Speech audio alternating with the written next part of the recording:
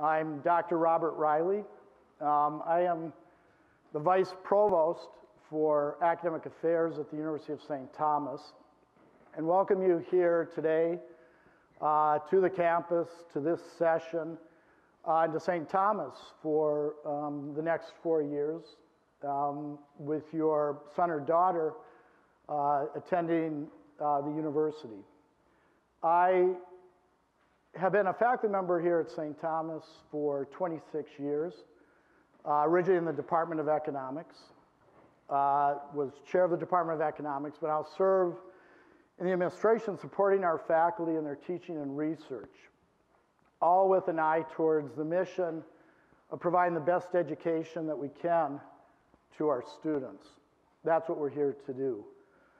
What we want to talk about in this afternoon a little bit is about how part of that education is helping our students to become effective leaders, to have successful careers, to become, in ways they see appropriate, change agents in society, at work, and elsewhere.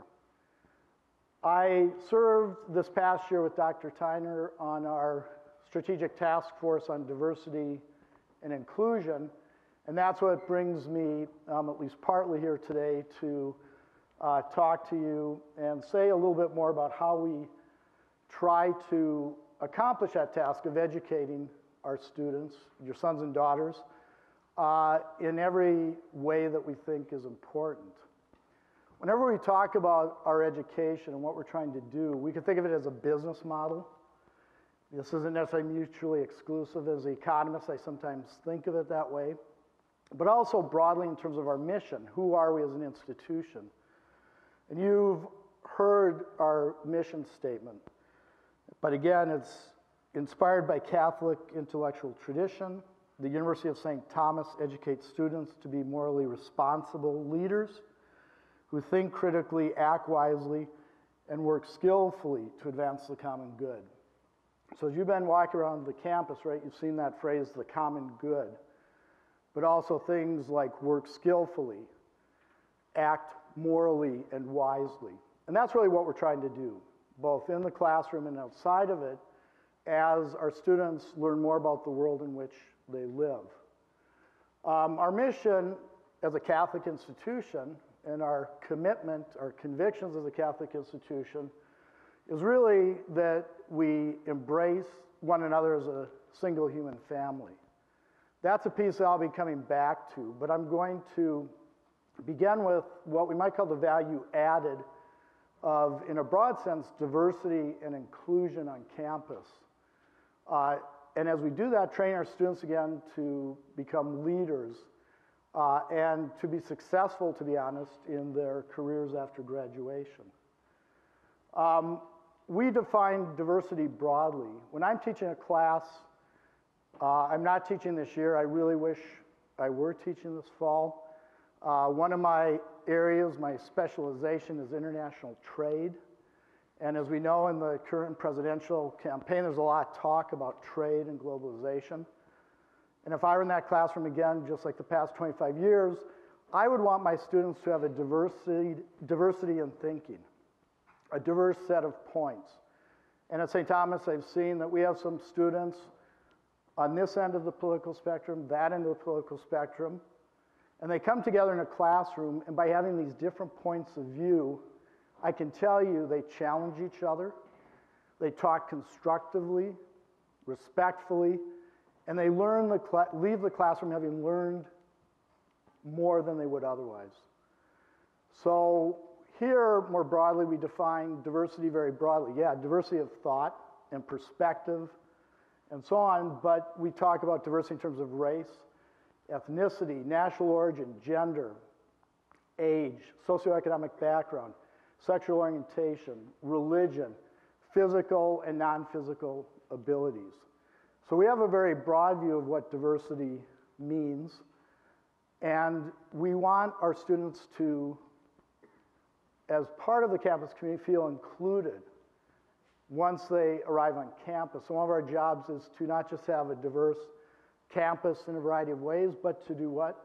To make certain people feel welcome, that we are an inclusive campus community. And you know what, the bottom line is that's what we are as a Catholic institution. What we keep hearing is that we hear this from the corporate community. I have a lot of friends who work at the Targets of the world, the Cargills, the Medtronics, the 3Ms, and they keep saying to us, look, we need to create solutions for the 21st century. Our business is business, but to get our business done, we need to have our workforce capable of understanding the diversity in which they are working. And our students who go on to work for these corporations or others, work for governments, work in education, are going to, of course, increasingly find that what's expected of them is that they are comfortable with diversity, they know how to manage in it, they know how to work in it, and be part of an inclusive team that is doing teamwork to find solutions for business, government, or education.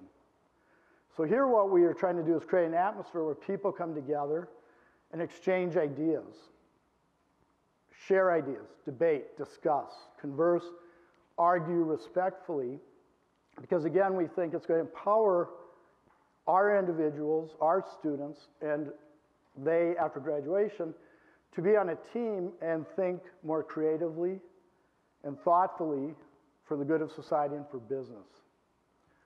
What I'll begin with is sort of the social science view of how diversity in that broad sense, not a single sense, really helps the educational endeavor of the institution and helps, we think, make our students smarter, to know more, and to have learned more.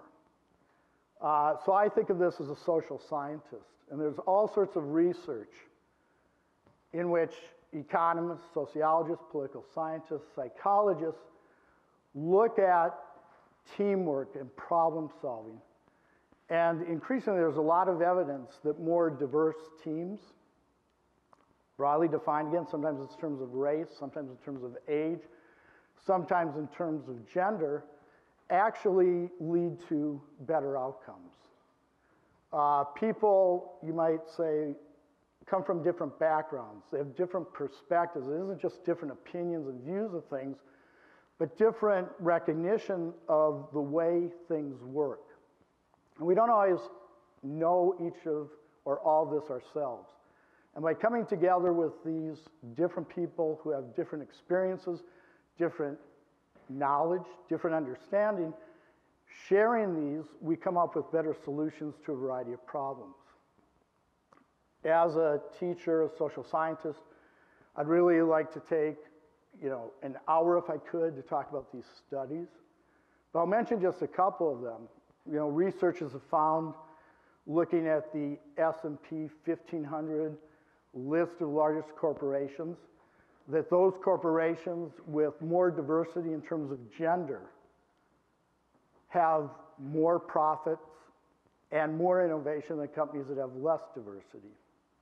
Again, perhaps reflecting the fact that bringing diversity into the boardroom, into the management level, helps people share ideas creatively to solve problems.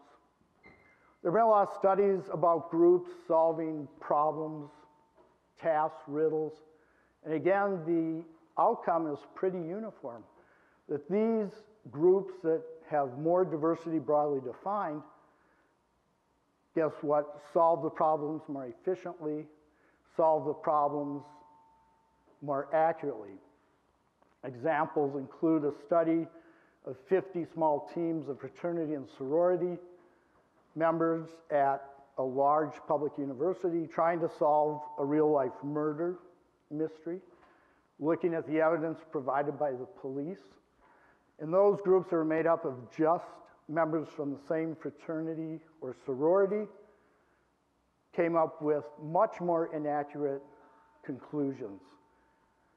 They, however, thought they were more likely to be right than the groups that had a mix of fraternity and sorority members. The more diverse groups not only solved the problem more accurately, identifying the real murderer, but had a little bit more humility about their ability to do it.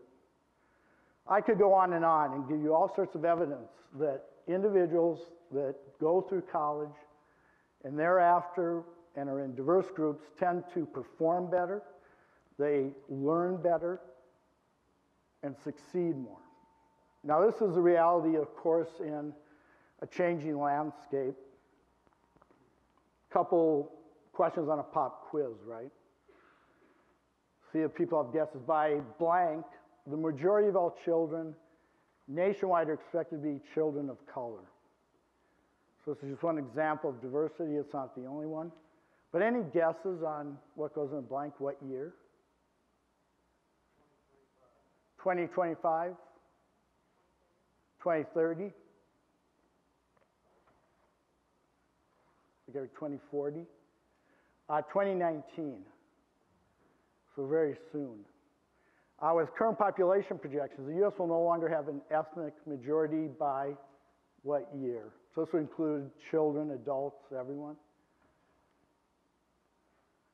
Any guesses? 27. 70? Anyone? Oh, 27. Yeah. Other guesses? It's a little bit later. Turns out to be 2050. By 2050, almost 60% of the U.S. population is going to be from quote-unquote diverse backgrounds. We know about the state of Minnesota. It's the fastest growing population in the Midwest. Minneapolis, St. Paul growing faster than Chicago, Milwaukee, others in neighboring states. Already, 17% of Minnesotans are from diverse backgrounds. Since 2000, the Hispanic population grew by almost 75%. It's now over 250,000, making up 5% of Minnesotans. Also increasing our black population, Asian population. You see the numbers there. Minnesota, as you might know, is the largest Hmong, the largest Somali, and the largest Liberian communities in the United States. This is the world in which our students are learning and going on to their careers and lives after graduation. A few more facts and statistics about different dimensions of diversity, including socioeconomic diversity, age, and others. Again, as I mentioned, we think there's a business case. Again, if we're thinking very narrowly, there's a business case for thinking about diversity and inclusion in the broadest sense of the word. Our corporations are doing business globally, and they want a workforce that can navigate the world, that can understand different cultures, speak different languages. Increasingly globalized economy, again, a point of contention in this fall's election, but increasingly globalized economy. And we think that by having an inclusive classroom, by doing the right kind of education, training, learning through centers like career development, we're going to give our students, your sons and daughters, an advantage after graduation in terms of their careers. So again, just a summary of some of the educational benefits of diversity and inclusion. We think it gives harder critical thinking skills, better analytical skills. Again, the evidence says better problem-solving skills. It helps our students work together with people that aren't necessarily like them, to build collaborative partnerships, to become better leaders, to become a little bit more empathetic, to have emotional intelligence and cultural agility. Again, none of which is about political correctness, but about success for our students after graduation. What might your students do? And I think this morning you've heard about some of the opportunities on campus for them. To engage in things like research. We have a great undergraduate research program in which students grapple with real-world issues. They work with a faculty mentor, sometimes on a team of diverse individuals, and we think come away with a lot of important skills. All sorts of opportunities for community engagement. If your son or daughter majors in business, there's a requirement that they do community service. More and more of our students are engaged in helping local companies, local organizations figure out some basic problem for the company or organization, going out there using the knowledge that they received in the classroom. A very large study abroad program. We have short-term programs, we have long-term programs. I myself have taken students abroad 10 times to Australia and to New Zealand in January. My friends off campus accuse me of going on a lark, and I just say it's great, it's been a great opportunity, but 26 20-year-olds for 25 days in January in Australia presents some work. But I can tell you these students come away having learned a lot. It's an academic experience. They've learned a lot about a culture that they think is just like us at first, but realize isn't in many important ways. And 10 years later, 20 years later, say that was a great experience. It opened up my eyes to think about the world and think about it differently in a way that's helped me since I left St. Thomas. There are all sorts of cross-cultural opportunities. The number of clubs and organizations on campus is very large, and we encourage you to encourage your son and daughter to participate. Get out there and join these organizations.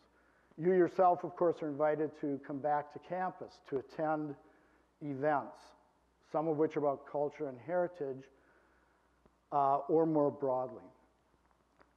What else do we try to provide? Again, we try to reframe the narrative that we're here to embrace difference.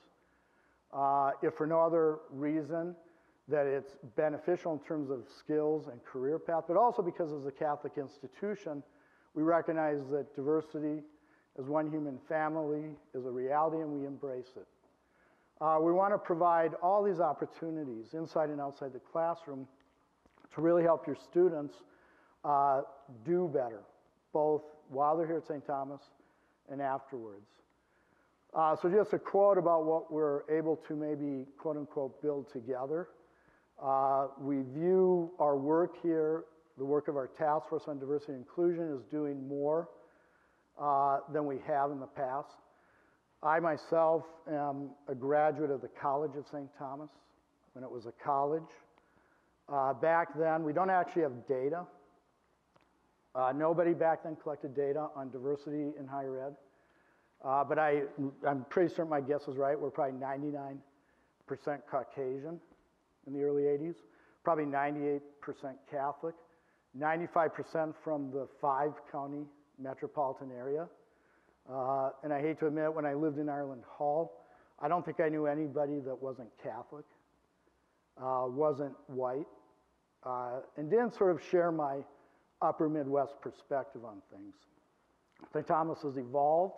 We're working to make it a place where people from different religions, different backgrounds, socioeconomic backgrounds, go down the long list, feel comfortable, welcome, and included, and it's good for each and every one of us. So that is sort of my overall presentation. I know you've heard quite a bit today, and some additional things here to maybe think about, but I'm happy to answer a couple of questions. I believe we have a little bit more time, but any questions that people want to ask about anything, classroom experience, opportunities on campus, or anything else. Don't be shy. Yeah, and I'll repeat it. Yeah, so service obligation right now is currently for students majoring in business. There's a requirement that they do 40 hours or so of community service with selected community partners. And our students have reported that this has been a really good experience for them. One thing I value about St. Thomas students, they tend to want to give back to the community. And we have high participation rates outside of business, but that would be for business majors. One of the things we're talking about with our curriculum is whether to expand that requirement to all students. Or do we find other ways to get students to participate in volunteer work, service. Other questions?